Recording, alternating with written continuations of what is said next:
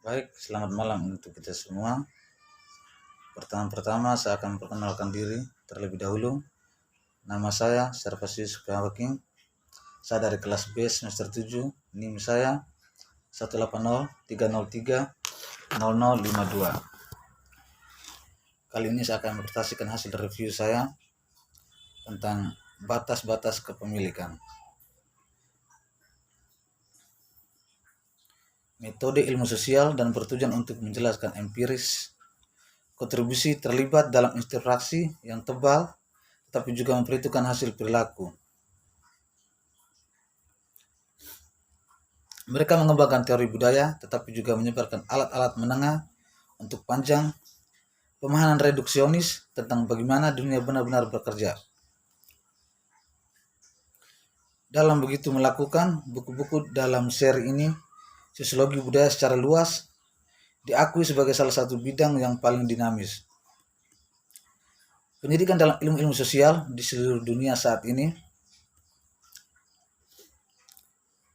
Palgrave Sherry McLean dalam sosiologi budaya didedikasikan untuk berposisi bahwa makna yang dalam membuat perbedaan besar dalam kehidupan sosial. Budaya adalah bukan sekedar perekat yang menyatukan masyarakat, penopang bagi yang lemah, atau ideologis mistis yang menyembunyikan kekuasaan.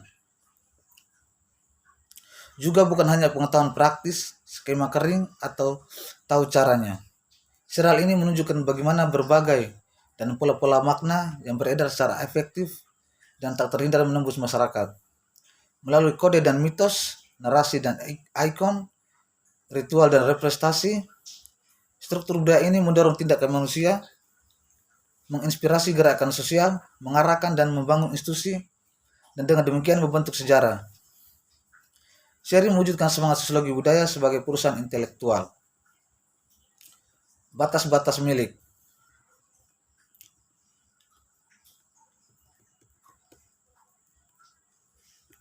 Secara teoritis, tentu saja Jaworowski adalah yang pertama mendokumentasikan secara online besar-besaran wacana politik saat ini dikhususkan untuk imigrasi Amerika untuk melawan. Internet adalah pusat komunikasi budaya-budaya kontemporer, mixtion, dan karya perintis ini menunjukkan bagaimana mempelajari pengaturan daya. Kontribusi lebih dari sekadar mendokumentasikan konteks virtual ini. Melalui paparan besar-besaran dan interaksi kreatif yang memberikan rekonstruksi hermeneutis dan canggih dari tema perorganisasian, utama konteks ini keluarga negaraan, dan nilai tema-tema bersama ini menunjukkan pencapaian teoritis dan bahasa Inggris the bound areas the milik. Argumen tentang keluarga negaraan, dan nilai-nilai berputar di sekitar jenis konflik sakral versus profan yang dilakukan oleh program kuat di tempat sosiologi budaya di pusat kehidupan modern. Jaworowski menunjukkan bahwa binari ini memberikan referensi simbolis bersama untuk kedua sisi pertarungan imigrasi. Masalahnya bukan apa nilai sakral ini penting, tapi bagaimana imigrasi yang terus berlanjut melemahkan atau mendukung mereka. Agar kontestasi simbolis ini dapat dipahami dengan baik, Jaworowski menunjukkan teori gerakan sosial harus dihubungkan dengan masyarakat budaya. Dan dia mengkonspektualisasikan sintetis di sini. Dia juga menghubungkan strong program, ide tentang binari, dan simbol untuk diskusi tentang batas-batas di teori etnisitas saat ini. Penguburan, penyeberangan, pemindahan, pemeliharaan, dan memperkuat batas-batas sosial dan hukum yang dimiliki oleh sosiologi etnis terungkap. Jaworowski menunjukkan bahwa dapat terjadi dalam kaitannya dengan struktur bolik yang mendefinisikan yang suci secara normal, yang tidak bermoral. Buku yang menarik ini akan memiliki karya luas di kalangan ilmuwan sosial, mengkhususkan diri dalam imigrasi dan gerakan sosial, serta di antara budaya, sosiolog, dan generalis yang peduli dengan teori sosiologi. Menulis buku bukanlah upaya tunggal. Setelah saya diasuh dan didukung oleh banyak individu sepanjang perjalanan ini. Selama proses peninjauan, kontrak, dan penerbitan bersama dengan Milana Veronica dan Kira Swensky, yang dengarnya menjawab banyak sekali pertanyaan di sepanjang jalan.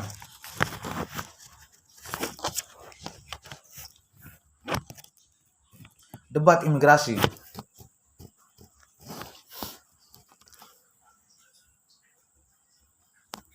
Saat saya menyelesaikan buku ini, imigrasi ke Amerika Serikat menjadi perhatian utama, ringan, dilontarkan ke tengah panggung oleh calon presiden Donald Trump.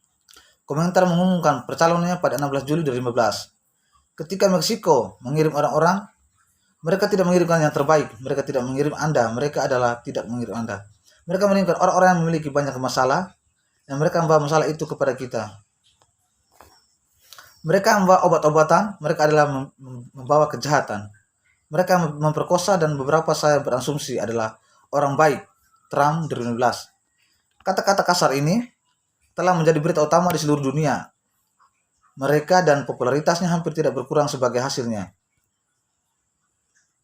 Bahkan landasannya dalam rencana Donald Trump untuk reformasi imigrasi yang menjanjikan untuk membuat Amerika hebat lagi. Wajah dan mendengarkan cerita mereka, mencoba untuk menanggapi sebagai mungkin untuk mereka situasi.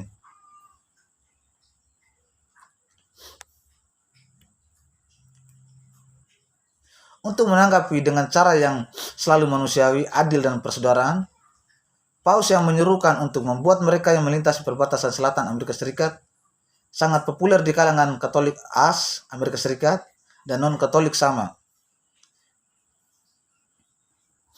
Berita jajak pendapat mendapat hampir 3 di 4 Katolik memiliki pandangan yang sangat mendukung paus.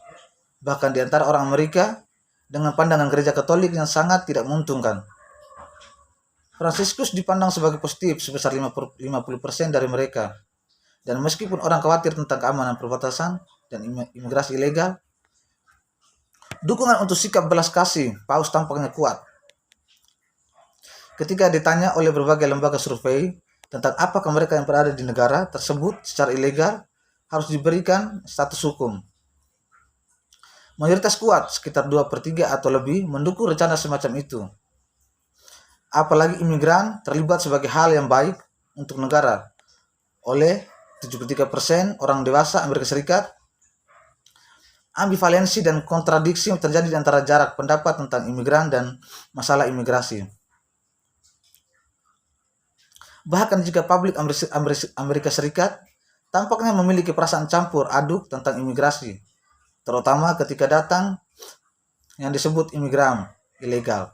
Mereka yang terlibat dalam aktivisme terkait imigrasi memiliki visi yang jelas dan kuat tentang masalah ini. Aktivis hak-hak imigran memuji paus, percaya bahwa dia telah mengangkum cita-cita negara. Sebagai Frank Cherry, eksekutif direktur Amerika Voice (AF), mengatakan dia menangkap esensi dari kami, bangsa dan nilai-nilai ini, masyarakat kita dengan cara yang menantang para pemimpin kita untuk melampaui polarisasi politik saat ini dan membangun yang lebih baik. Masa depan untuk yang tenang, pekerja keras, dan direbut di antara kita, penekanan milikku. Pernyataan gerakan reformasi imigrasi yang adil tentang pidato paus menawarkan jawaban hukum, jalan menuju kewarganegaraan, ke moral, masalah deportasi dan penahanan. Seperti Donald Trump, para aktivis ini mencari reformasi imigrasi.